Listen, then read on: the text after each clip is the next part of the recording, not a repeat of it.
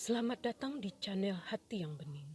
Pengalaman melihat Ka'bah di zaman Nabi Ibrahim alaihissalam melalui mimpi waktu malam hari. Sebelum lanjut, like, komen, dan subscribe channel Hati yang Bening. Bismillahirrahmanirrahim. Assalamualaikum warahmatullahi wabarakatuh. Adakah di antara sahabat muslim hati yang bening berkesempatan mengunjungi Ka'bah dalam rangka berumroh atau berhaji? Bagi yang belum beruntung, semoga ada keluasan rezeki untuk menunaikan rukun Islam yang kelima ini.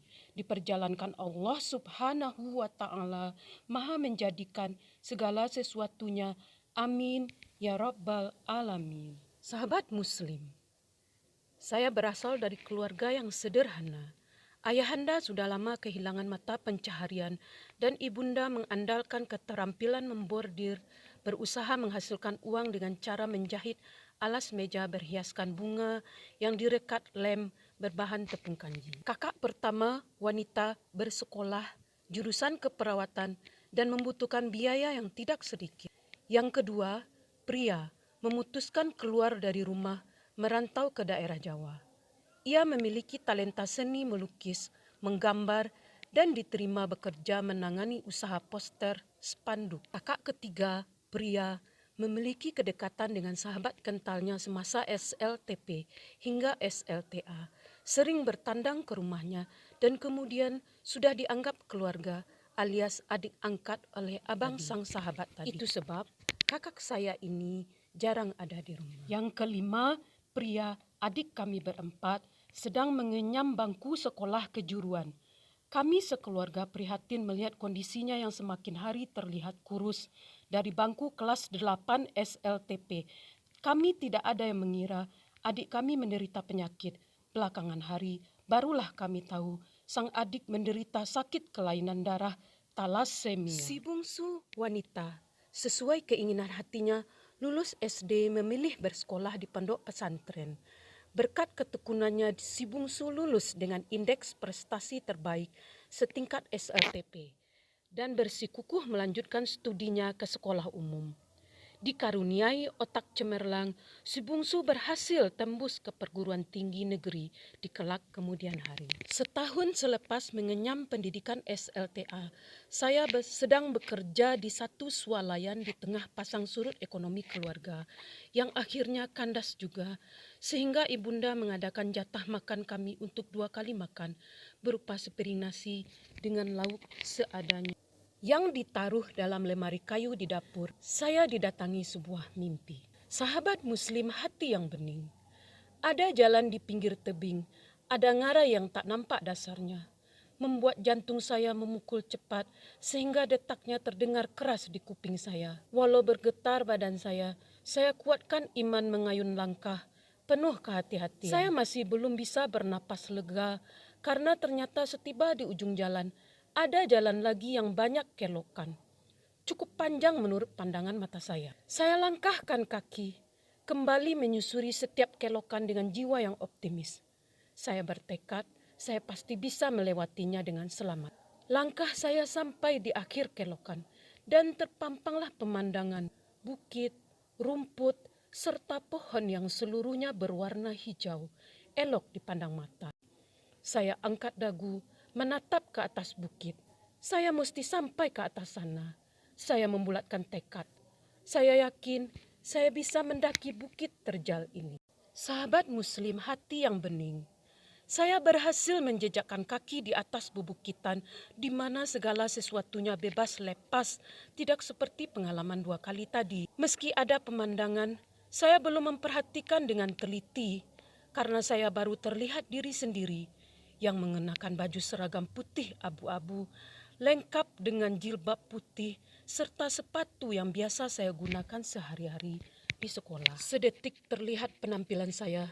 Detik berikut saya terlihat akan tali sepatu saya yang lepas. Waktu berjongkok untuk mengikat kembali tali tersebut, sepasang orang tua melintasi saya dari arah kanan. Saya berpaling, sempurna membetulkan tali sepatu dan mendapati seorang ibu-ibu dan seorang bapak-bapak berpenampilan sewajarnya orang tua yang ada di pasar di toko, di jalan-jalan. "Di manakah ini, Nek?" tanya saya pada si ibu. "Tidak tahukah anak Anda di mana ini, Nak?" jawab si ibu bernada keibuan. "Tidak tahu, Nek," sahut saya. Lantas membuat kerutan di kening karena dari jawaban si ibu, saya terka bahwa mereka tentulah mengetahui nama daerah di atas bukit ini. "Ini di Mekah, Nak," ujar si ibu. Si bapak di sisinya entah melakukan apa karena saya tidak mengarahkan tatapan padanya. "Hah?" cetus saya. Dari terkejut lantas ternganga lantaran bingung. Apa maksud si ibu mengatakan tempat ini di Mekah? Sedangkan Mekah adalah negeri yang jauh dalam benak saya ketika itu, dalam mimpi. Dan orang-orang naik bus, kapal laut, pesawat untuk mencapai Mekah. Selain itu, saya pun merasa aneh.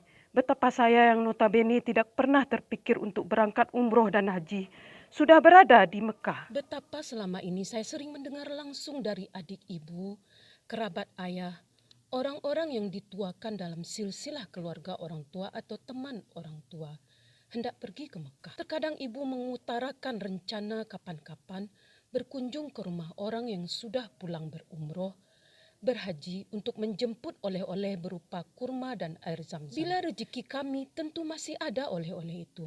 Namun bila sudah dibagikan semua pada yang lain, maka kami cukup berpuas hati mendengarkan pengalaman spiritual, ibadah, dan lain-lain dari yang pulang berumroh dan berhaji. Mekah? Nada saya naik 1 oktav, bagai hendak permisi biji mata ini dari rangkanya. "Iya anak Anda, ini Mekah," tanda si ibu tersenyum keibuan untuk kemudian mengarahkan telunjuknya ke seberang bukit. "Itu Ka'bah," beritahunya. Entah berapa kilometer nun jauh di seberang sana, di mana segala yang tampak hanya lautan pasir semata. Jelas ada sebuah bukit di mana di depannya tampak sebentuk benda persegi berwarna hitam. Saya tertegun memandang benda tersebut. "Itu Ka'bah," gema hati saya, bagai tak percaya dengan apa yang saya saksikan karena benda tersebut tidak sama seperti yang ada di dalam tayangan televisi selama ini.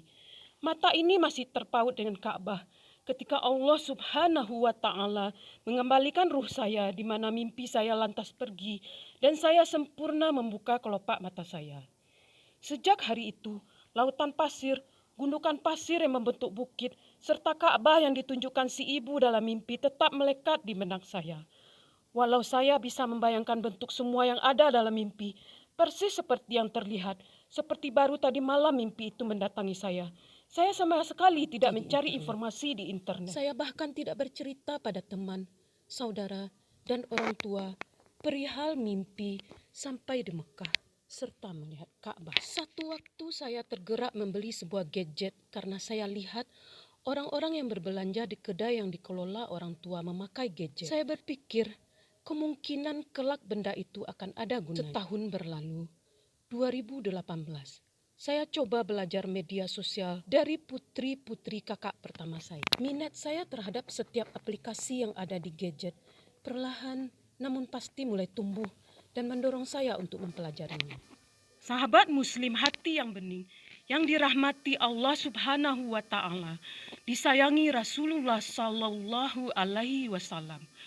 2 tahun sudah, ketika saya sedang belajar aplikasi YouTube, saya melihat video yang memperlihatkan wujud Ka'bah dari era yang jauh sebelum Masehi, sehingga era sekarang, bahkan sekian tahun yang akan datang.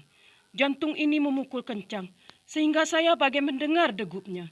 Tatkala saya sampai di bagian wujud Ka'bah semasa Nabi Ibrahim alaihi salam.